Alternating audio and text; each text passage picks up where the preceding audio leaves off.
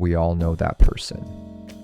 The one who tells you they're going to build something nobody has built before, or quit their job to write a novel, or go full-time with a podcast that currently has 5 listeners, and everyone around them smiles like it's cute and says something small and safe, like, good luck. But behind that smile, a quiet, unspoken verdict: delusional. Why does the world treat dreamers as jokes until, and only until, they prove them wrong? Let's start with the language. Delusional. It's clinical sounding. It implies a mismatch between belief and reality. It makes the holder of the belief seem unstable, irresponsible, even dangerous. Calling someone delusional is a tiny, low-effort way to defend the status quo. If someone threatens the order you are invested in, your industry, your family's expectations, your own sense of what's possible, a dismissive label is mentally cheap and emotionally cheap. It costs you nothing and instantly neutralizes a threat. It signals caution. If the person fails, you were sensible. If they succeed, you were prudently neutral. It's a reputational hedge, safe either way. Big, unprecedented ideas often require us to update deeply held beliefs. Updating is hard and costly. Easier to say delusional and move on. But there's more than laziness and cowardice here. The label is anchored to real psychological effects. Let's talk about how our brains and institutions are wired to resist dreams. We notice evidence that supports what we already believe and ignore evidence that doesn't. If you think, this startup is doomed, you'll notice the missed milestones and ignore the quiet experiments that show traction. If you think, this is brilliant, the opposite happens. These are not moral failings. They are cognitive shortcuts, but they determine who gets encouragement and who gets shut down. People prefer existing arrangements. Novelty feels risky. Institutions, universities, banks, large companies evolved to minimize risk. They reward predictability. The result: an institutional tilt against dreamers who are inherently unpredictable. Humans are herd animals. We look to others to decide what's acceptable. If everyone around you chuckles, the crowd effect grows. That's why early positive signals, an investor, a respected mentor's endorsement, are so powerful. They break social proof's negative feedback loop. So the psychological deck is stacked against dreamers from the moment they speak. History is just a long string of people called crazy until they weren't. Here are a few that hit so hard we all now quote them as inspiration. But they were once the butt of jokes. The Wright brothers, a bicycle shop, grease under the fingernails, and a belief that man could fly, powered by a tiny engine. To many contemporaries, powered flight was fantasy. The Wrights were tinkers, not real engineers by the standards of their day. Yet they persisted in test after test. Their achievement rewrote physics classrooms and made skeptics eat their metaphors. Vincent van Gogh, ignored, penniless, derided as unstable. His art was labeled wild and amateurish. Today, we can't walk past his color choices without a noise in our chest. The difference? Time, reappraisal, and the cultural machinery that eventually elevated him. J.K. Rowling. Before she sold a single copy, she was a single mother writing in cafes, manuscripts rejected by multiple publishers. She was a risk, an outsider.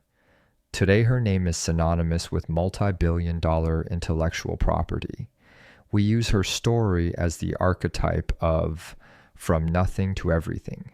But remember, she was mocked and discarded by gatekeepers first. Steve Jobs. dismissed early on by many as impractical when he said computers would be for ordinary people. Computers for the rest of us sounded naive to experts who saw computing as a specialized thing. Jobs' insistence looked like whimsy. After success, the same insistence is marketed as visionary leadership. Not everyone becomes Jobs. Most dreamers don't become historical names. But the pattern is universal. A musician told to get a real job. A social entrepreneur discounted by funders. A young parent told a side hustle is cute. These micro rejections add up. Those examples show pattern. But why? Because outsiders can't produce the social proofs insiders need. They must bootstrap credibility. Bootstrapping is messy, slow, and looks delusional by default. There's an economic logic to skepticism. Investors, editors, and bosses are gatekeepers. They manage risk for others.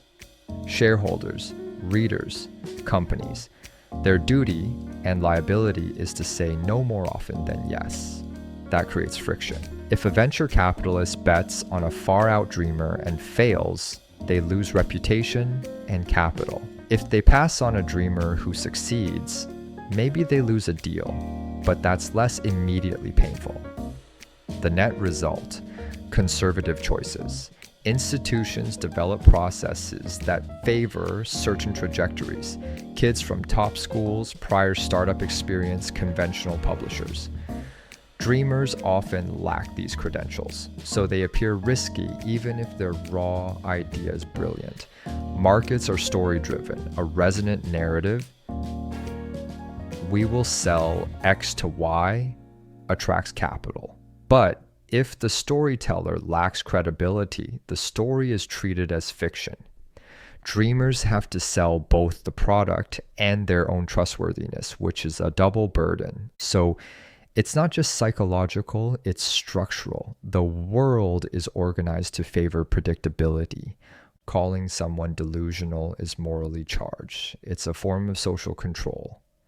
Extreme dreamers sometimes act in ways that threaten safety or stability. Cult leaders, reckless speculators. That creates a legitimate reason for societies to be wary of grand claims. The instinct to protect the group isn't always wrong. Safety mechanisms designed to stop harm also stop harmless creative risk. We make it hard to start businesses, hard to publish unconventional work, hard to break into arts or academia without the right CV. Overprotection is the funeral of possibility. The net is, we need rules. Yes, fraud is real, but the current balance leans toward choking quiet innovation. Because humans prefer safe narratives, because institutions are risk-averse, because labels are social weapons, and because success retroactively redeems risk. It's a messy human story. But it's not immutable. We can choose different reactions. We can fund more experiments, reward curiosity, and stop turning the first utterance of a new idea into a verdict. We can look at a person's small, stubborn progress and say, that's interesting. How can I help? Instead of, you're crazy. And if you're the dreamer, bring receipts. Build a tiny, measurable thing. Invite someone in. Keep your curiosity ruthless and your ego low.